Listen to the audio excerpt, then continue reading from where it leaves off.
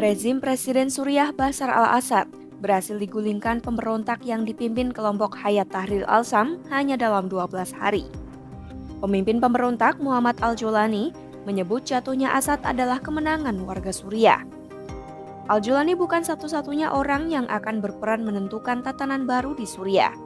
Di dalam negeri Suriah, ada beragam kelompok agama, minoritas dan faksi. Di luar Suriah juga terdapat sejumlah negara dan kelompok yang kepentingannya akan memengaruhi keamanan regional maupun global. Mereka adalah Amerika Serikat, Rusia, Iran, Turki, dan Israel. Lalu, apa kepentingan negara-negara tersebut setelah Assad tumbang?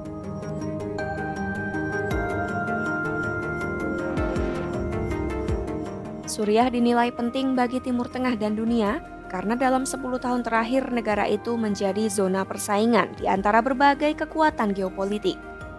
Hal ini dikatakan oleh Profesor Hubungan Internasional dan Politik Timur Tengah Universitas Loughborough di Inggris Ali Bilgi. Iran yang menjadi pendukung utama Assad sebelumnya memberikan dukungan militer secara signifikan kepada pasukan Assad. Suriah di bawah Assad menjadi bagian penting dalam hubungan antara Iran dan Hizbullah sebab negara itu menjadi lokasi transfer senjata dan amunisi kepada kelompok di Lebanon tersebut. Namun Iran kini dinilai sedang tertekan. Runtuhnya rezim Assad akan membuat hubungan Iran-Hizbullah serta proyeknya Bulan Sabit Syiah terputus.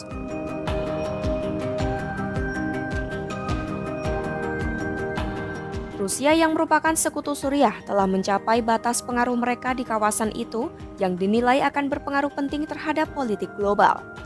Ali Bilgik menduga kekosongan kekuasaan di Suriah dapat dimanfaatkan oleh Rusia yang merupakan sekutu Suriah dengan catatan tidak ada keterlibatan Amerika Serikat di sana.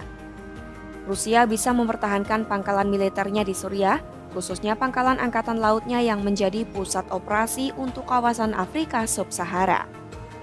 Meski ada perkiraan Rusia bisa mempertahankan militernya, pasukan Kurdi yang terdiri dari suku Kurdi dan faksi-faksi sokongan Amerika Serikat bersama Uni Eropa juga tertarik pada pembentukan pemerintahan baru di Suriah. Pasukan itu telah menguatkan kendali mereka di beberapa kota di timur laut Suriah dan membentuk daerah otonom. Washington juga menempatkan 900 tentara di area pengeboran minyak di timur laut Suriah, bahkan memiliki pangkalan militer di sebelah tenggara. Bagi AS, jatuhnya Assad menjadi hal positif karena AS diketahui berusaha mengganti pemerintahan Suriah secara langsung atau tidak langsung sejak 2011. Namun saat ini belum jelas apa peran yang akan dimainkan AS dalam tatanan baru Suriah. Di samping itu, Presiden terpilih AS Donald Trump dinilai tidak mungkin membiarkan kekuatan lain mengisi kekosongan Suriah begitu saja.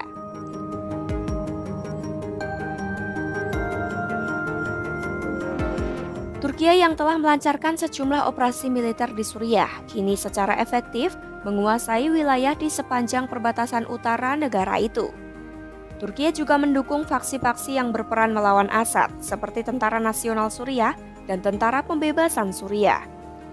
Namun musuh utama Turki adalah pasukan Kurdi yang dituduh mendukung kelompok separatis bersenjata di Turki.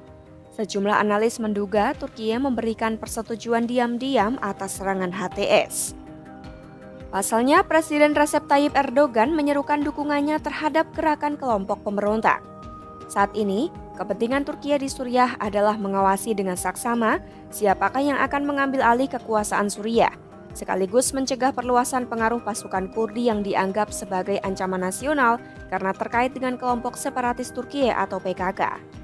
Pasukan Kurdi sendiri telah menguatkan kendali mereka di beberapa kota di timur laut Suriah dan membentuk wilayah otonom di daerah tersebut.